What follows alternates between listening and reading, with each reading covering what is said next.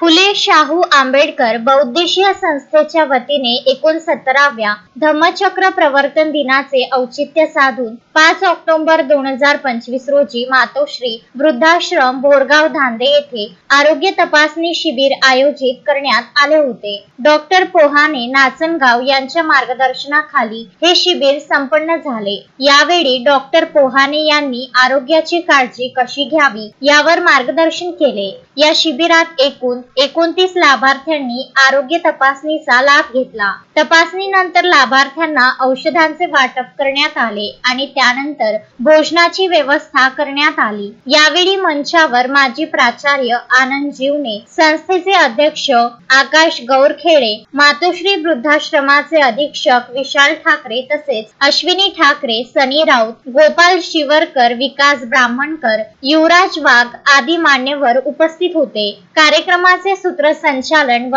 आभार प्रदर्शन सुनील बांगर यांनी केले। कार्यक्रम यशस्वी करण्यासाठी मित्र परिवारातील अनेक सदस्यांचे मोलाचे सहकार्य लाभले। अश्विन शहा, विदर्भ न्यूज, पुलगाव।